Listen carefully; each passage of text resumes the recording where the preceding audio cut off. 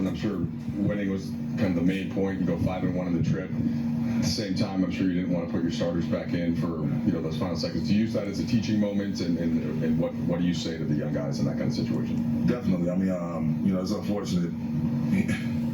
There's no such when you're trying a young player, whether you're a rookie, second year, third year, whatever, or even a vet. We're trying to secure the win. Topsy-turvy game. We built a surplus.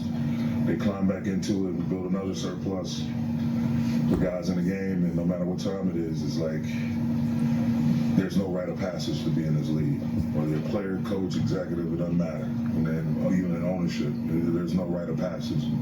No one owes you anything. And when you're trying to establish yourself and the type of player you are, you have to approach each and every minute. I hate the term garbage time.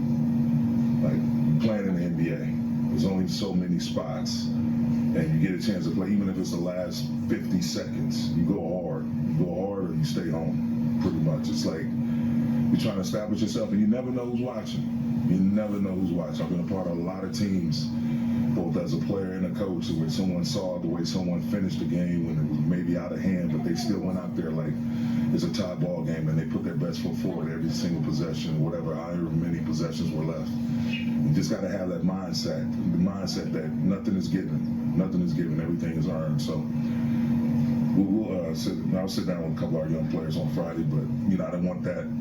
It's a teachable moment, but that definitely, I wasn't going to allow that to ruin the fact that we did what we did on this 6-game trip. We had a little hiccup in Indiana, obviously, but the way we started, grueling game in Milwaukee, tough physical Memphis team, going through what we went through in Indiana, being able to bounce back, Brooklyn, Toronto, and now tonight. It's a great sign for our ball club the way we were able to push through. So 5-1 on the trip, 9-10 overall.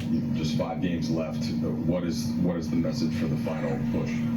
To continue to do things like we've been doing, on one day, one game at a time. That's it. Like don't look too far ahead. If we go this certain number in the last 5 games, or we go this certain number, just attack each day and each game with as much juice as you possibly can and try to get the most positive results possible. Darvin, AD was so dominant in the first quarter, and then for big stretches in the third and the fourth, their zone kind of, for whatever reason, you guys couldn't get him the ball. How crucial was it to kind of re-engage him late, and what do you think kind of kept that from happening in sort of the middle stretch? Yeah, obviously they changed up their pitches a little bit, and I thought we just got a little stagnant, just kind of swung the ball around the perimeter, didn't really try to engage the zone like we eventually ended up doing. When someone plays a zone, you got to set screens, you got to make sure you get the ball in the paint, and you got to have floor balance, and you got to have a willingness to pass the ball and a willingness to shoot the ball, quick decisions. So once we figured that out, we started getting into some different sets that we got to combat the zone offensively. It was good. Guys really got some shots playing behind the defense. Brian got in the middle of the paint. AD got some touches in the middle of the paint, and we were able to come out on the right side of it.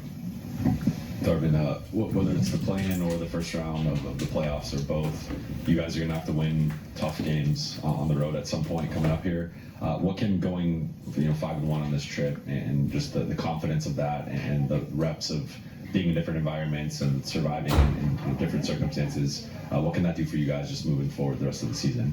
Further educate us on how we need to play consistently on both sides of the ball, no more, no less. Every day is an education. We look at it as we break down some different areas during our We'll Watch film on Friday, in the process of preparing for Cleveland on Saturday. But we'll watch a lot of us and the way we look and the way we are when we do it right, and then not so much when we don't do it right. And so we have a plethora of areas on both sides of the ball that we can illustrate, and things we need to clean up, things we definitely need to sustain. So this is just a lot of material that we can use to put the mirror in front of ourselves, so to speak, and again reveal to us how we need to play every time we step out on the floor. Enough to do it. Lakers are back home early on Saturday.